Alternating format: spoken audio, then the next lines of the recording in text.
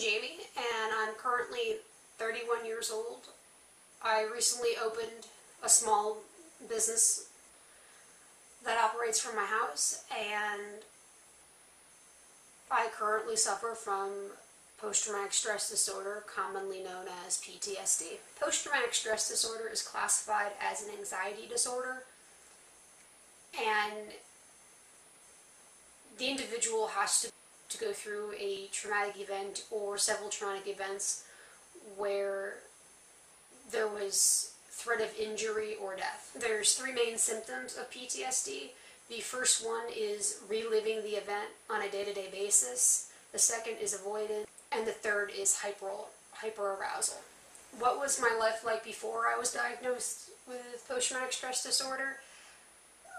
Right before I was diagnosed, I was living with my now ex-husband, and it was the domestic abuse situation that's what caused my post-traumatic stress disorder. Was living with him for 6 years and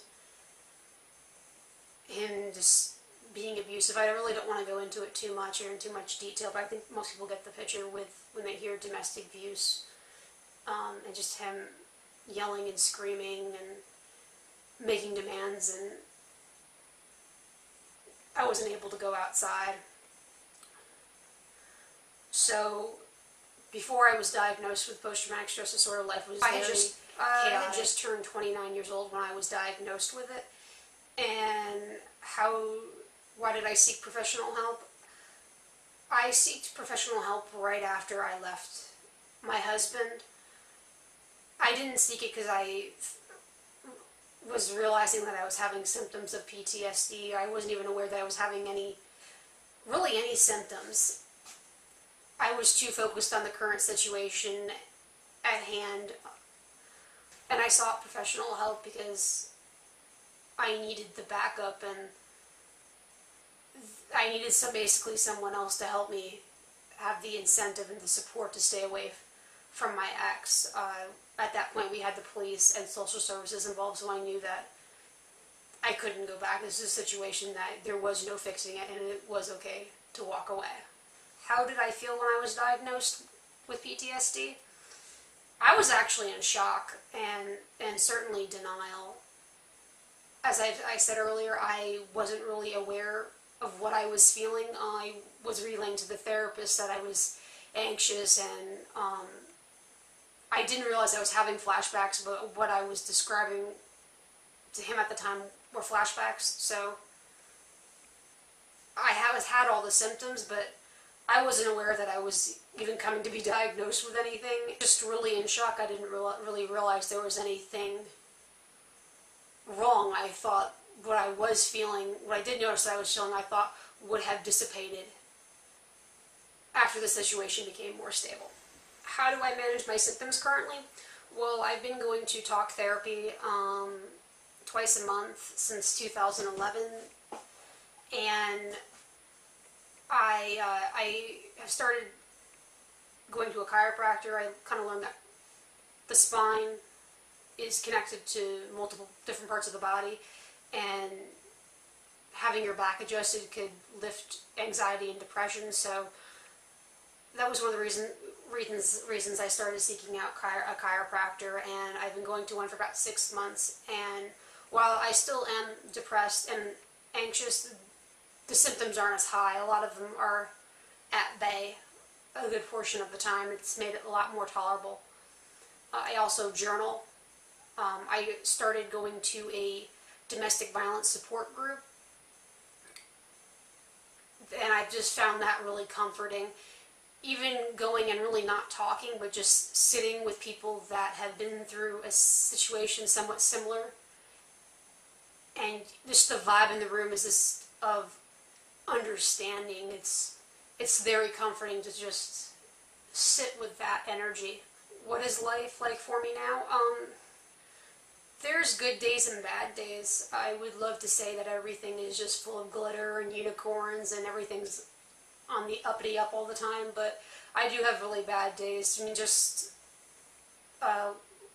last night I had a panic attack in the middle of the night, and I'm not sure what triggered it. I can still have flashbacks pretty regularly, but they have lessened. All the symptoms have definitely lessened considerably, especially over the past year. I'm seeing more light at the end of the tunnel than I did even a year ago. Has post-traumatic stress disorder affected my professional life, personal life, or friendships? Yes, I was working with a large retail company as a supervisor, and due to the stress of it, it was causing my symptoms to really go haywire. So I walked out on my job and opened my own business to reduce the stress that I was having to deal with on a daily basis.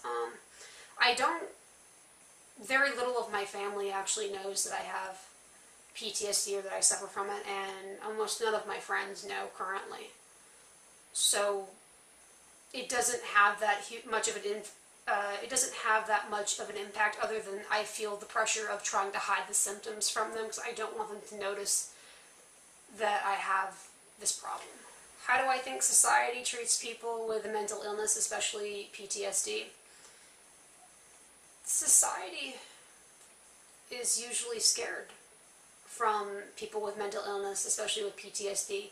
They think that we could just snap and go crazy and start killing people or having large outbursts and intimidating people. I think that's been really misrepresented in the media, that a large majority of people with mental illnesses can be high functioning in society and can help contribute to society in positive ways. Have I ever felt discriminated against or looked upon poorly because I have PTSD? Because I hide it so much within my life, no. However, when I was going through a divorce and told my lawyer that I was diagnosed with PTSD and that I was seeing a therapist for it, she didn't really give me bad news with it, but she had to reaffirm that it was important to, if we were to go to court and battle out custody, that we would have to have people reaffirm that I am a great parent to my daughter, that the PTSD doesn't get in the way, and that I am able to maintain a job despite having PTSD. And it was important to have, friends or family back up these claims, and having a therapist back it up. Do I have any advice for others with post-traumatic stress disorder? Yes. Be eclectic with your healing and with your coping. Don't think that there's only one cure at all, that there's only one therapy that's going to dramatically reduce the symptoms. I would strongly encourage to learning about as many different coping styles and mechanisms and just anything, really.